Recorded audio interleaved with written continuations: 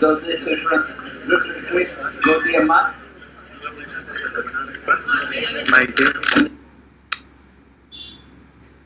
Connected with the pastimes of Srila Baktisiddhanta Sarasvati Prabhupada.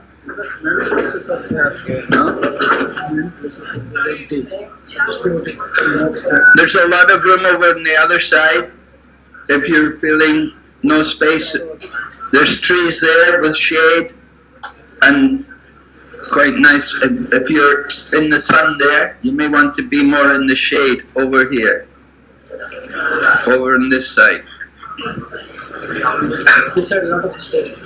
Yeah, a lot of space over here. You can come over, go around the back. Alright, we're going to hear first of all from His Holiness Dayananda Swami Maharaj.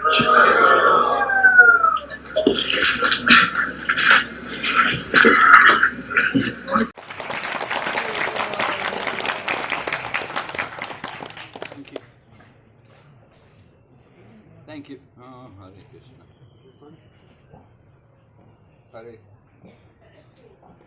Hare Krishna. Thank you, Maharaj.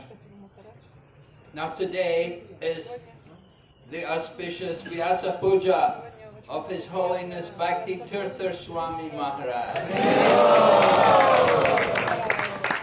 How many of you know ever saw Baktisiddhanta Swami Maharaj? Quite a few. Okay, good. Anyway, for those of you who didn't, you were unfortunate. I'll stand up. Baktisiddhanta Swami was a very wonderful devotee.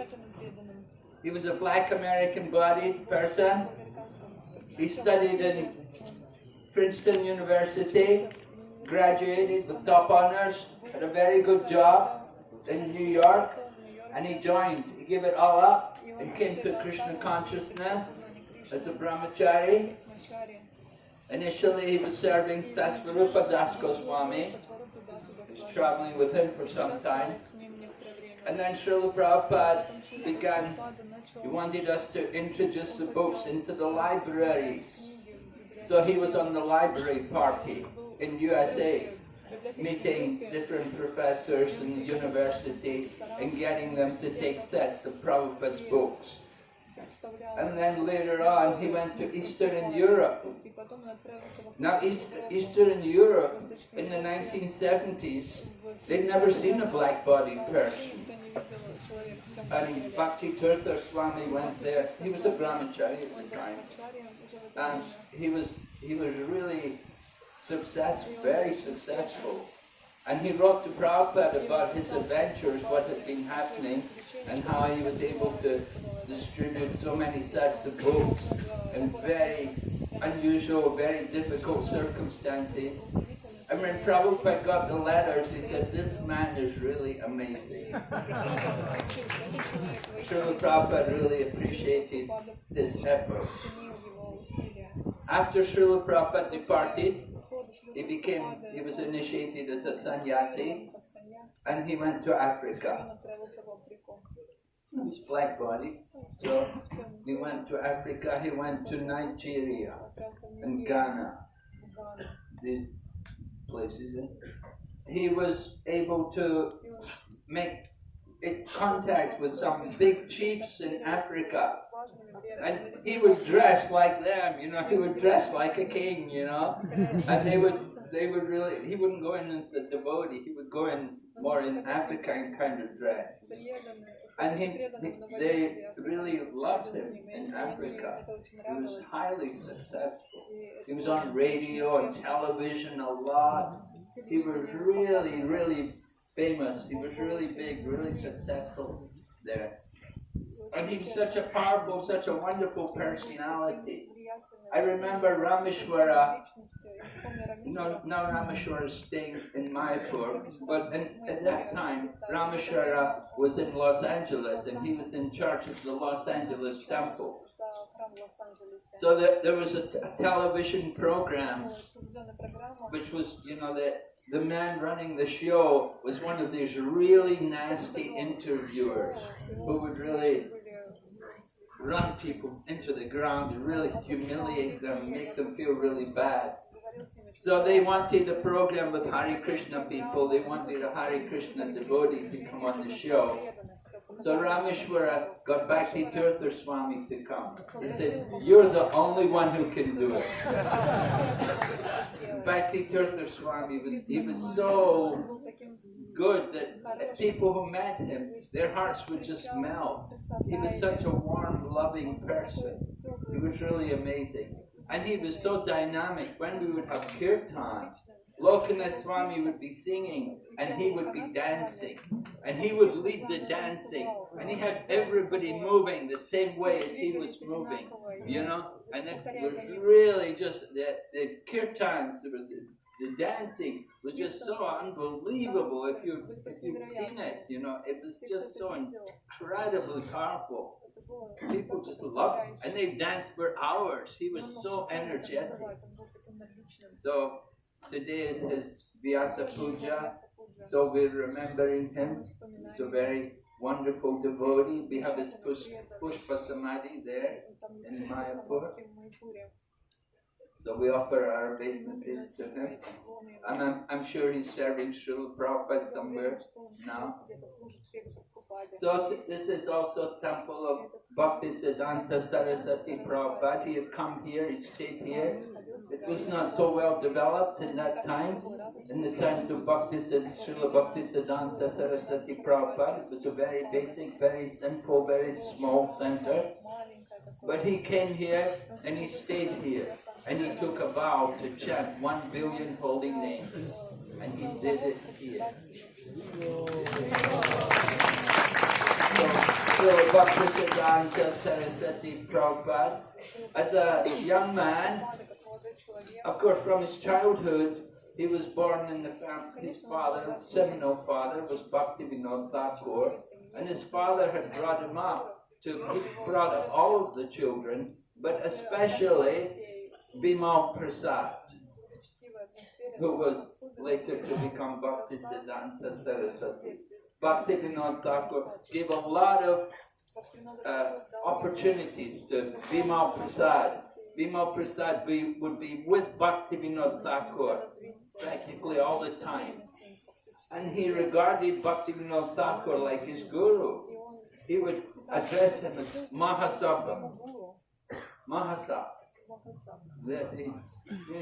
He had so much respect for his father.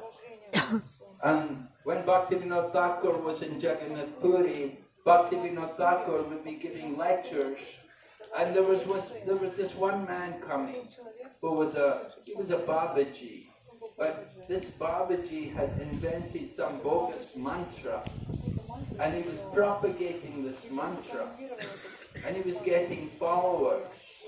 So Bhaktivinoda Thakur told the man that this is nonsense, that this mantra, this so-called mantra, it's not even a mantra, but you're propagating it and you're getting people to chant it. It's not Shastri, it's not proper, it has no potency. You're ruining people by it. And he encouraged the man to stop, but the man didn't do it. And even today there's some temples where they're still chanting it. But anyway, Baktisiddhanta Sarasvati Prabhupada, he also, when Bhaktivinoda Thakur would tell him it's wrong, Baktisiddhanta Sarasvati, he would also challenge them. He would really preach very strong. He was the real Nrsinga Guru. And people would be very fearful. But he was so powerful, he would get so passionate, so heavy about it, that Baktisiddhanta Thakur, he told us that better you go to Mayapur and stay in Mayapur because you're upsetting people here by your strong preaching. So it was around that time that he come here and he took that vow. He had not yet taken sannyasi. He came here, he stayed here, and he chanted the holy name 1 billion times. And then later on, he went preaching. And his mood in preaching is very interesting, that he didn't worry very much about making temple. You know, a lot of people, they think, oh, we don't have a temple, we have to build a temple, and they put a lot of time and money and everything, all the energy into building a temple. But Baktisiddhanta Sarasvati Prabhupada, his mood was print books, print a book and distribute the books. It's more than make it, he said, a good book will make a better devotee than a good temple.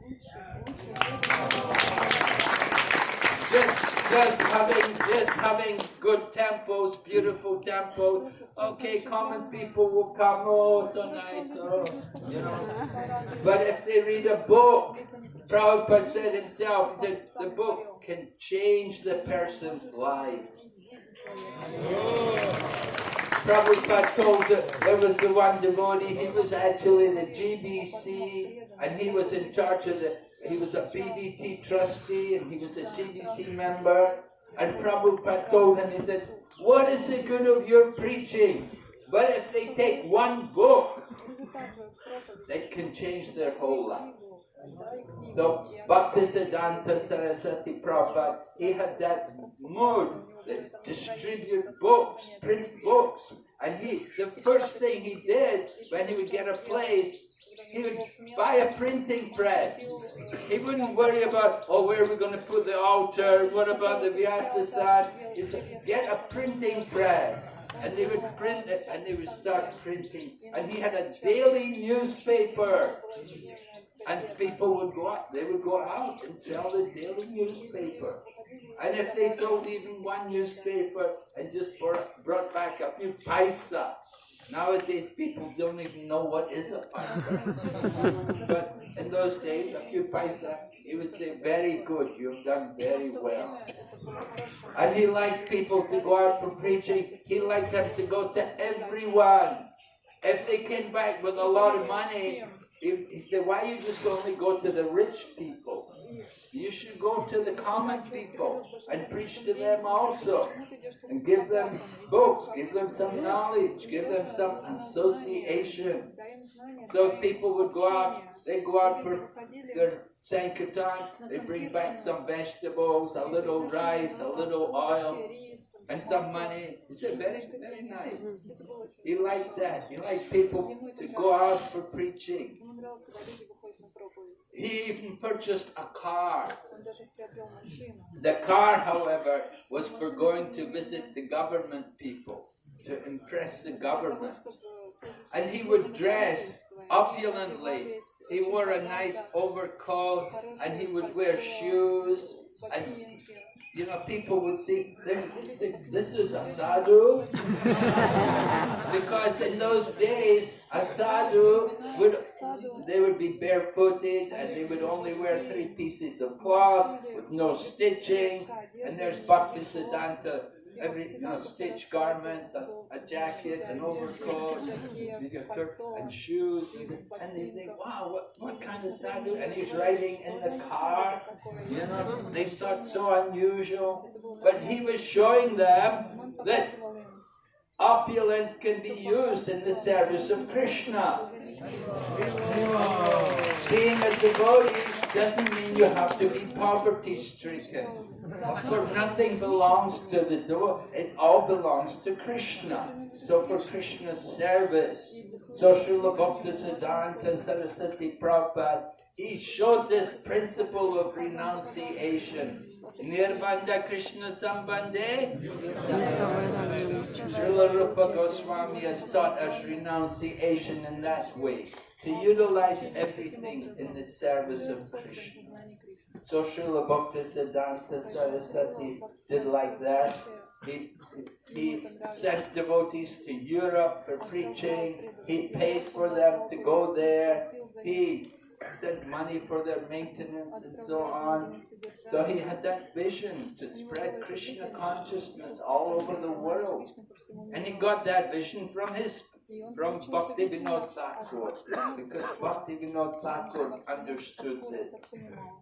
So Srila Baktisiddhanta Sarasvati, such a powerful Vaishnava, he met our Srila Prabhupada at Uttadanga in Calcutta. You must go there and see the Uttadanga Center. Now it's the ISKCON Center, very wonderful place, and we have Baktisiddhanta Sarasvati Prabhupada's Murti form there. Very wonderful place. Many people came there, and many people went on to become sannyasis, came there in Uttadanga. So Baktisiddhanta Sarasvati met our own Bhaktivedanta Swami Prabhupada. So Srila Prabhupada describes that his spiritual master was no ordinary person. He was from Vaikuntha. So Srila Baktisiddhanta Sarasvati is a wonderful inspiration for us. We're so glad we could come here and offer our obeisances to him and remember his glories. And we pray that we can also go on in that same mood which he had, to fight against everything which is opposed to the message of Lord Chaitanya Mahaprabhu. I was reading Giriraj Swami's book, Dancing White Elephants. He describes there how he went to Chennai. At that time there was no temple in Chennai, there was nothing. The devotees had just come to India. So he went to Chennai, and at that time it's called Madras. So there he was going making life members, and he would meet many people who were devotees of Lord Shiva, or who were Mayavadis, followers of Shankaracharya. And so he would end up preaching very strongly to them and arguing with them, disagreeing with them. And people sometimes would tell him, oh, you should be more kind, you should be more gentle with people, you should not criticize them, you won't make friends if you go on like this, because you're always attacking them and telling them they're wrong. So Giriraj wrote to Prabhupada about it and asked Prabhupada, what do you think? And Prabhupada said, you're doing the right thing. He said, I cannot stand to hear anything which opposes the message of Chaitanya Mahaprabhu. He said, we have to preach boldly. So don't worry, people may criticize you, that's okay. But the real devotees, those people who are actually genuinely interested, they will be attracted. They will take up Krishna consciousness. So in this Srila Baktisiddhanta Sarasvati, he had that mood, he had that vision. He preached very strongly, very powerfully. People were very afraid of him. And then when he would come to temples, whatever money they had, he would take it, put on a Pandal program, make a diorama exhibition, and invite so many people to come. The devotees would complain, they say, oh Guru Maharaj, you're spending all the money, there'll be no money. And he would say, oh good, you'll have to go out and preach. So, like this, he didn't like us to keep money in the bank. Use it all to print books. Keep your wealth in books, and then you can always go out and distribute the books. So, Srila our own Bhaktivedanta Swami Prabhupada, he said everything he learned, and when he came to the Gaudiya Math, he said he had learned everything before, Madanga playing, Kirtan, puja, worshipping the deity, cooking, everything. He knew all that. Just one thing he learned, which he had never learned from his own father, and that was writing and publishing books. So Srila Prabhupada learned that from Baktisiddhanta Sarasvati. So we're very thankful for the mission of Baktisiddhanta Sarasvati Prabhupada, which is the seed of our own Krishna consciousness movement. Thank you. Hare Krishna. So I have some good news for you. We have about 6 or 8 kilometers to walk. So we'll take about 1.5 hours or 2 hours.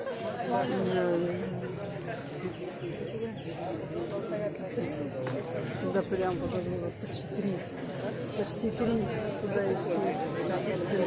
Ну зато там уже и лагерь туда не надо идти. Baktisiddhanta Swami Maharaj has a message for us about Baktisiddhanta. We're going to Baktisiddhanta. We will hear first from Baktisiddhanta Swami. Please be seated.